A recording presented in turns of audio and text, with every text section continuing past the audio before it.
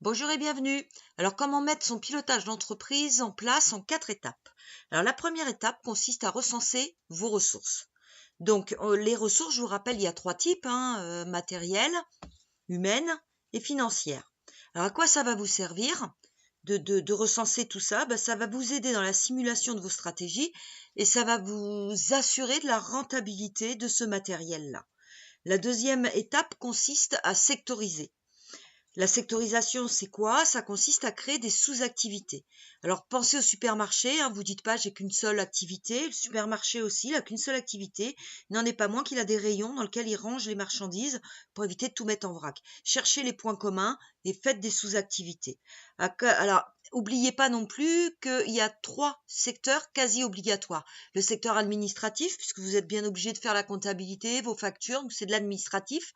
Le secteur commercial et marketing, parce que si on ne s'occupe pas du commerce et de faire avancer tout ça, on n'a pas de clients, donc la société n'existe pas. Et la structure, puisque même quand on travaille de chez soi, on a quand même une structure. À quoi ça va vous servir de vous embêter avec tout ça? Eh bien, ça va vous servir d'avoir une rentabilité en détail sans être trop en détail et de vous assurer de la rentabilité par secteur. C'est-à-dire qu'on est en détail, mais pas par produit, secteur par secteur. Produit par produit, imaginez-vous, si vous avez 200 produits, vous n'allez jamais pouvoir suivre le détail par produit. Ça va vite devenir une dynamite, votre tableau, et vous n'allez plus savoir où vous en êtes. Alors que si on fait des secteurs, en rangeant par typologie de clients ou par typologie de produits ou par typologie de fournisseurs, peu importe, trouvez des points communs, faites des secteurs et ça va vous permettre de suivre plus facilement. La troisième étape, c'est le contrôle budgétaire.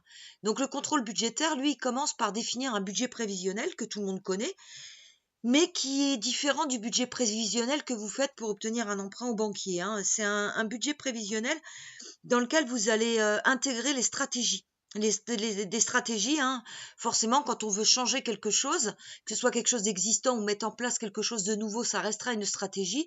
Et il n'y a pas de stratégie s'il n'y a pas si on met pas la main en porte-monnaie, ça c'est évident. Donc on va chiffrer ces stratégies-là et on va les intégrer à notre budget prévisionnel. On va le suivre mensuellement et ça va nous permettre de nous assurer qu'on est sur le bon chemin. En fait, c'est notre GPS, lui. Et si on n'est pas sur le bon chemin, parce qu'on s'est trompé sur notre stratégie, parce que je sais pas, il y a la conjoncture qui a changé, il y a eu un accident au sein de l'entreprise, peu importe, il s'est passé quelque chose qui fait qu'on a pris de plein fouet des frais qui n'étaient pas prévus, eh ben, on peut encore redresser les choses puisqu'on est mensuellement. Donc, à moins que qu'il nous arrive une catastrophe au mois de décembre, quand on clôture au mois de décembre, sinon on a toujours le moyen de redresser pour conserver le chiffre que vous voulez avoir au bout. La quatrième étape, c'est le tableau de bord. Donc le tableau de bord, lui, comme son nom l'indique, c'est comme le tableau de bord de la voiture. Lui, il nous permet aussi de pouvoir redresser les choses. Et lui, quand on le met en place, on met un comparatif en termes de coût, de quantité ou de chiffres. Ça dépend un petit peu ce qu'on veut suivre. Alors attention, ce tableau de bord-là est très différent du tableau de bord que vous avez dans votre logiciel de facturation. Votre tableau de bord du logiciel de facturation, il est très utile. Il faut le paramétrer correctement et les éléments que vous allez avoir dans ce tableau de bord-là, ils vont revenir dans votre tableau de bord principal et l'un ne remplace pas l'autre. Vous avez besoin des deux. Je le précise quand même. Donc, lui, vous allez vous le suivre mensuellement aussi. Et lui, à quoi il va vous servir? Eh bien, il va vous servir de synthèse. Il va vous servir à voir votre évolution de façon concise, en synthèse, en une page. Donc, quoi que vous fassiez sur la mise en place de votre contrôle de gestion, il y a une devise que moi je ne perds pas de vue et il faut vraiment que vous l'ayez en tête, c'est facilité et efficacité. Faites en sorte d'avoir le moindre chiffre reporté à la main possible, que les choses elles soient liées entre elles et que ce soit efficace tant au niveau lecture qu'au niveau temps passé. Il n'y a que comme ça que vous allez y arriver, que vous allez vraiment le suivre.